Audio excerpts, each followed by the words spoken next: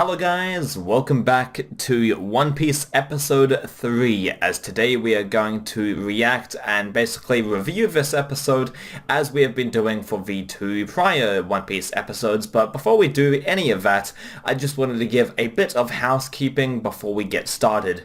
So a lot of people have been asking, whether I've been watching the dub or the sub, the Japanese or the English version, and indeed I am watching the Japanese version of One Piece with English subtitles. I just feel that it's a more authentic One Piece experience, and obviously, second to the manga, obviously the original manga is the purest way you can experience One Piece, but I'm talking about more the anime and the Japanese subtitle, the Japanese with the English subtitles. That is the most accurate way to watch One Piece, and it's the most authentic, so I went with the original Japanese dub instead of the dub, and I like the English dub. And I know the Funimation dub is quite good, and I've read and heard that the Funimation dub is quite good, barring the many hiatuses that the One Piece dub has.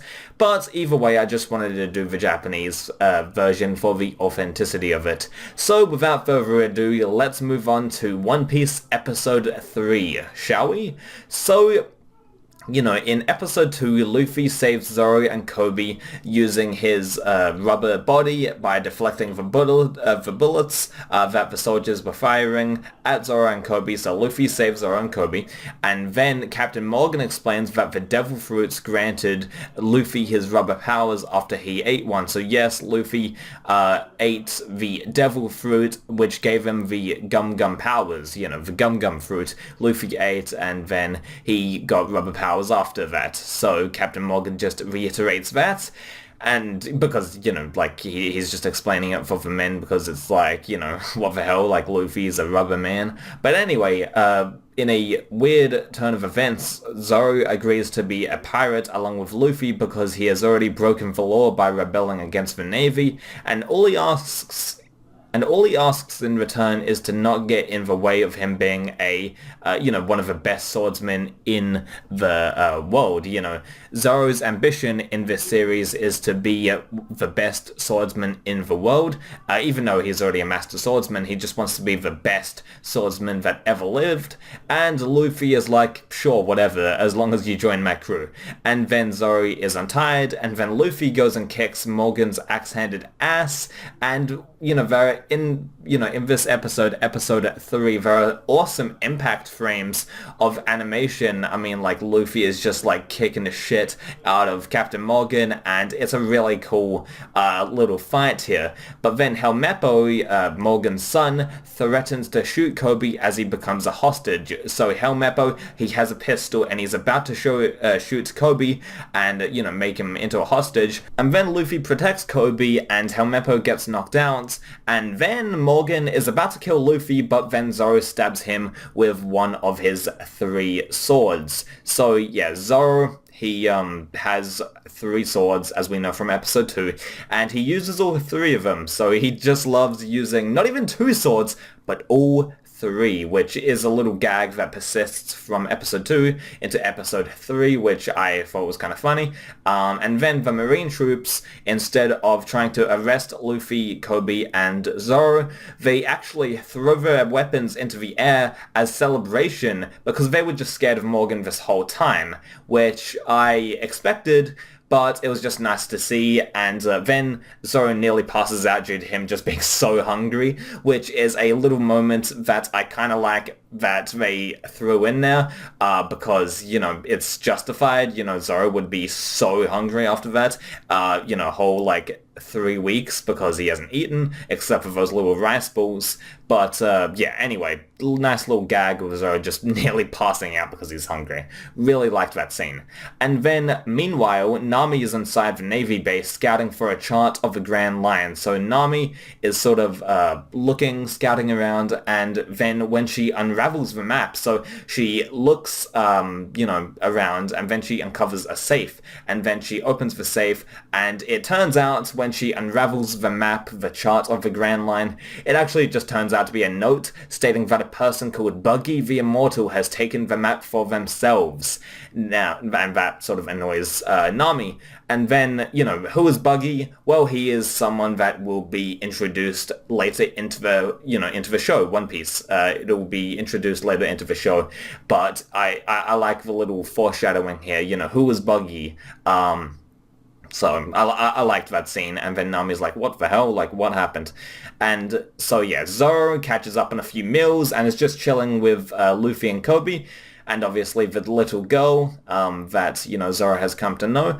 And then Luffy aspires on having a bigger crew and a huge pirate ship because the ship that they have isn't really all that impressive, as Zorro notes. And, this is just a cool winding down period. I mean, I really liked this sort of second act of this episode because it's a lot more low-key and it's basically just them chatting and talking about their aspirations, which I really liked. And, there was a lot of action in part 1 of this episode before the eye catch, but after the eye catch, it's just all chilled out. And, and also there's like a plot line with Kobe joining the Marines, which we'll get to, a bit later. But yeah, I genuinely like this sort of chilling out period as they're just talking about their aspirations. Obviously Zorro, as we talked about before, wants to be this best swordsman in the world. And then Luffy talks about, even though he doesn't have a large crew or a large ship at all, he aspires to have a large crew and a large ship, and he just desires to be the king of the pirates, which at the end they get into a little bit, but yeah, I really like this interaction between Luffy and Zorro, and also Kobe. But anyway, the Navy come into the restaurant and tell Luffy and Zorro that they need to leave town because they are pirates. Even though they are grateful and they are thankful that Luffy and Zorro did come and defeat Captain Morgan, they still need to go because obviously by Navy law they do need to get out of the town because they are pirates and the Navy are against pirates. And to avoid suspicion, Luffy gets into a purposeful scuffle between Kobe because he can have a better chance at joining the Navy once Kobe punches him in the face. And so to avoid suspicion, Luffy doesn't want to make out that Kobe's a pirate or anything because then he won't join the Navy otherwise because they suspect him as a pirate. So Luffy fakes a little scuffle with Kobe, and Kobe realizes that and is eternally grateful. And then Kobe, after Luffy and Zoro exit, he pipes up and asks for permission to join the Navy, and permission is granted, and it's like a cool little character moment.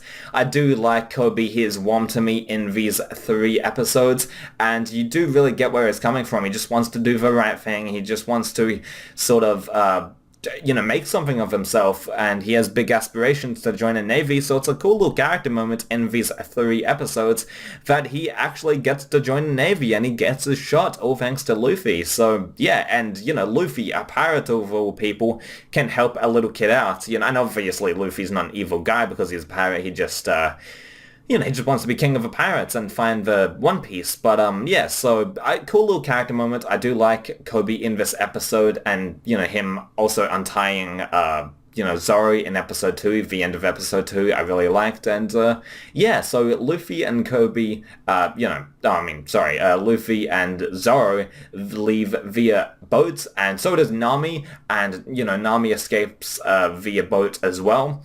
And once Nami leaves, and before Luffy and Zorro go, Kobe gives them a thank you salute, being eternally grateful for Luffy and what he did to Kobe, giving him a shot at being a part of the Navy.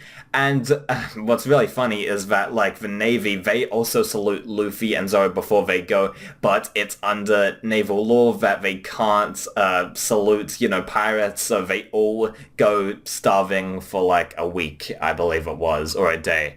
But I believe it was a week. But yeah, just a cute, funny scene. I like it. I like that sort of slice of life stuff. Well, not really slice of life, just more character-driven moments. And the action is pretty damn good in this episode, even though it's a little far and few between, part 1 and part 2. Part 2 focuses a lot more on the characters and them chilling out, while part 1 focuses on the action and them defeating Captain Morgan and Helmeppo.